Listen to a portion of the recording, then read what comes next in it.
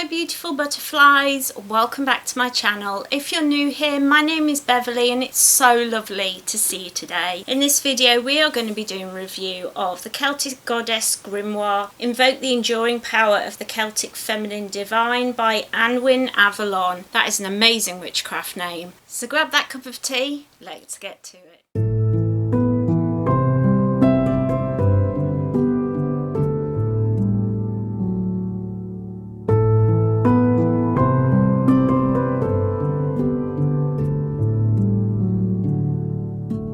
So we are back with another book. Once again, this is bought with my own money. It's not sponsored. The author and the production people, they don't know I exist. I just love reviewing the books that I read and I hope that you enjoy them. So this is the Celtic Goddess Grimoire by Anwin Avalon and the cover is absolutely stunning. As you can see, I absolutely fell in love with the cover when I saw the picture on, you know, where it like recommends stuff, which is dangerous, but it recommends stuff. It told me to buy this and I thought, this is pretty, I shall buy it. I am so easy to get over to the dark side, aren't I? Let's have a look. Let me find my notes. As always, they're here on my phone because I am so professional.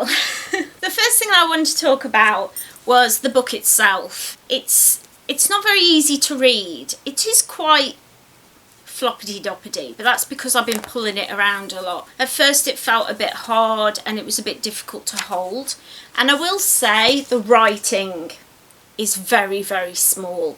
So if you have sight issues, I would get it on Kindle so you can change the size of the text, because as you can see, minuscule. I really did struggle to read it at times. If I was extra tired, or if my eyes were sore, or if my headaches were back, couldn't read it, which is always a downside because you just want to be able to pick up a book and read it whenever you feel like. So that was a downside to the book for definite. What I did really enjoy was how well and how concisely like the history of the Celts was done, and where this whole term of Celtic comes from, and actually the countries that are involved, because it does actually involve France, the Isle of Man, Germany, parts of like Eastern Europe and stuff. And I really liked how that was all done quite concisely. It was done in like the first couple of chapters, which I really liked, but it gave you enough information to get an idea of it, gave you some pointers to like jump off of if you want to do extra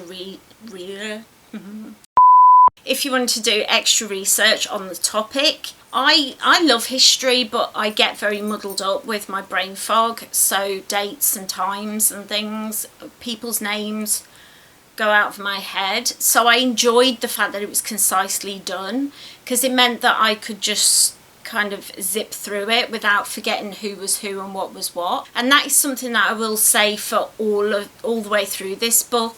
Even if you've got brain fog, it's like a bite-sized, like a couple of pages maximum on each goddess, meaning that I can just dip in to that goddess, and if I feel called to research more then I can do, but it just gave me just enough so that I can read the basics of their stories, of their history, of the folklore surrounding them, and then I can research more if I need to without forgetting names and things like that. So I really liked that.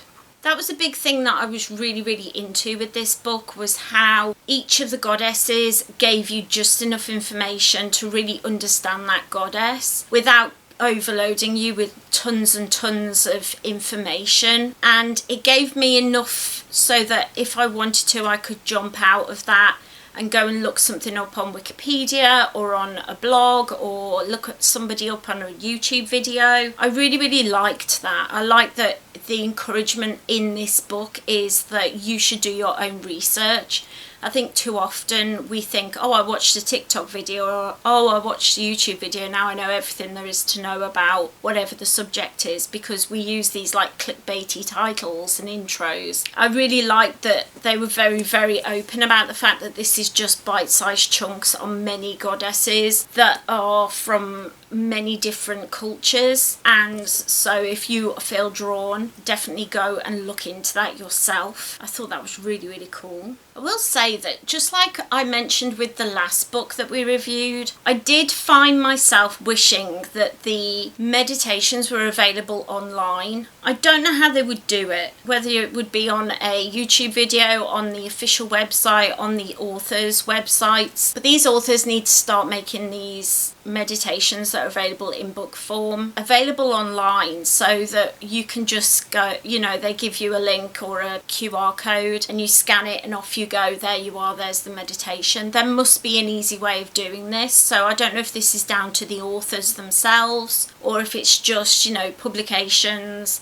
and the way they've always worked, those are not available to us. I suppose if you've got the audiobook, it's kind of built into it. But as for reading it, you can't actually do a meditation while you're reading the meditation, and some of them are quite long. So they suggest that you record it yourself, but I've never been able to get into a meditation with my own voice. I have tried, but I just find myself laughing. It's the same when I'm editing videos of myself. I just can't take myself seriously, because it's you and you never feel like you do a good job. It never feels real, I suppose, or right if it's your voice or if it's your face. I don't know, maybe that's just me, but I just can't get into it if it's my voice. So I do wish that those things were available online. I think it would just be an extra layer that could make those just seem a little bit more put together for the modern age. I mean, nowadays, we've had the internet long enough now. Just put your meditations online somewhere and make it easy for us to find, because that would make such a big difference to all these witchcraft books.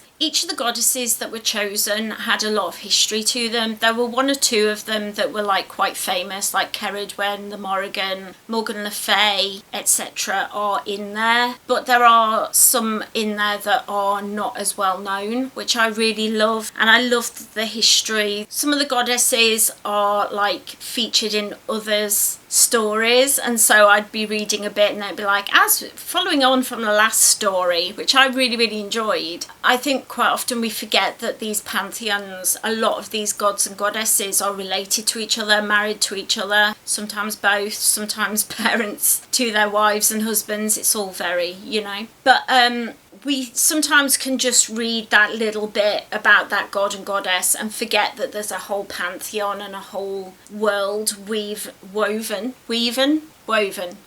together to create this world that we are living in. And these gods and goddesses have history that's woven together quite often. I think sometimes it's easy to forget that. So I really liked that their histories were kind of mentioned within each other. That was really nice. But also that some of them were like gods and goddesses that are not well known, that you've not heard of. There were a couple that were Germanic that I've never ever heard of. Like, I didn't even know the Germans really had their own pantheon. I know that probably sounds stupid. In my head it sounds stupid. Of course they do, because they're a whole culture.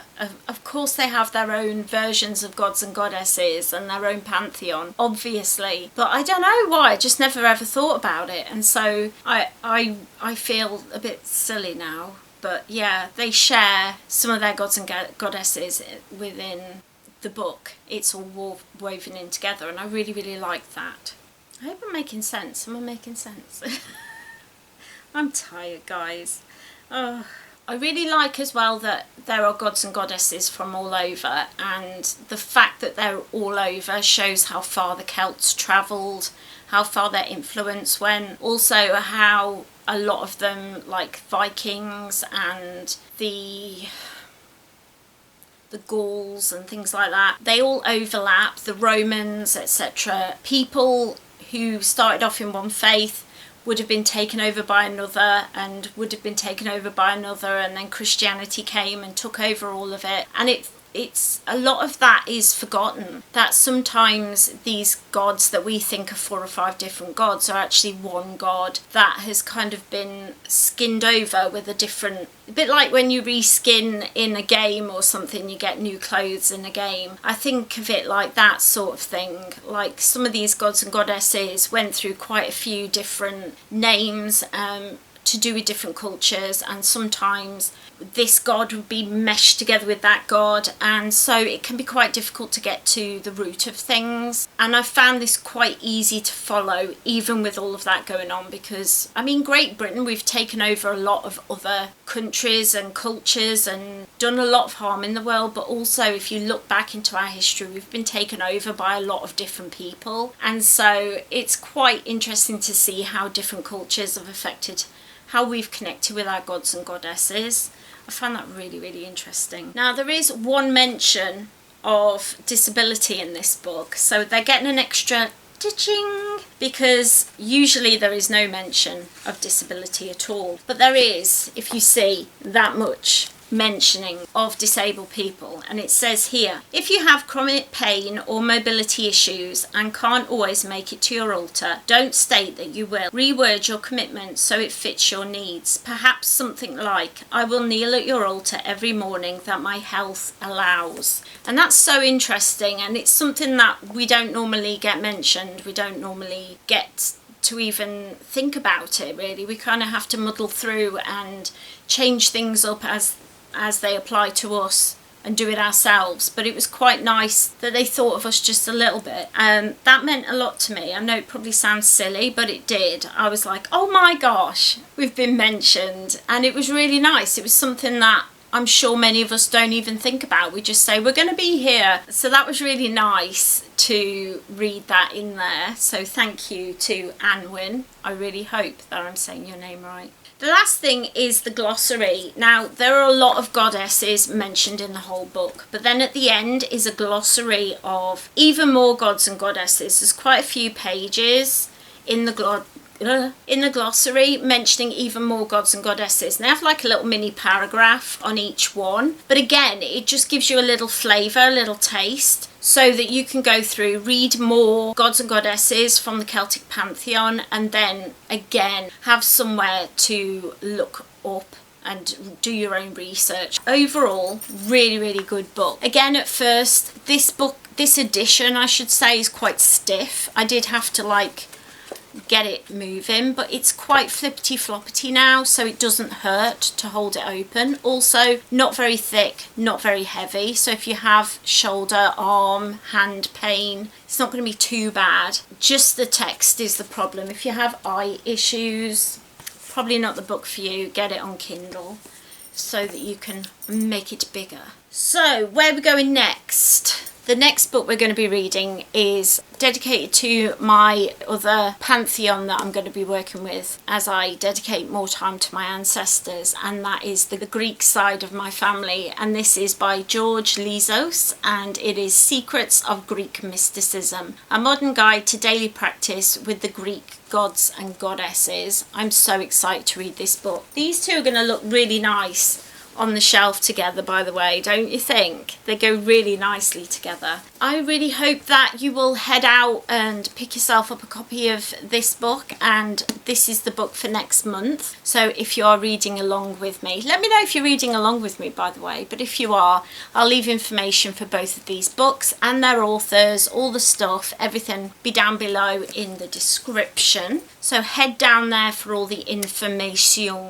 I just want to take a moment to send a huge thank you out to all of my Patreons. You guys really do keep this channel going, and I am so grateful. Thank you to Ravin, who was my first Patreon. Thank you to Kirsty Nelms, who did all my branding here and over on my blog. So if you want to check her out, her links are down in the description. Thank you so much to Margaret Finlay. Thank you to Sarah O'Donoghue, who keeps us all safe over in the Patreon Discord server. Thank you to Lindsay Wynne Stanley. Thank you to Amanda, and thank you to Georgina's Journey. Don't forget, if you would like to support the channel and keep me going here, you can head over to Patreon or Ko-fi to help out. Links are in the description.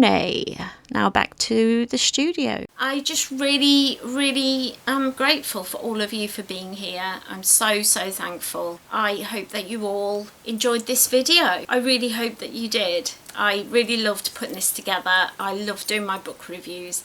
If there's any future books that are coming out that you think I would be interested in or you would like me to do a review of, let me know in the comments. I'm always open to that. I really hope that you enjoyed this video. If you did, don't forget to leave it a cheeky like and a comment down below so I know and the YouTubeverse know that you enjoyed it, and they will spread it out just that little more. While you're there, don't forget, if you're new here, click that subscribe button, ring that little bell so you always know when I upload. I'm usually here on Fridays, but sometimes on a Monday. Just depends what's going on in my life and how my health is. Take care everyone, have a wonderful, wonderful, magical week, and I'll see you in my next video. Bye!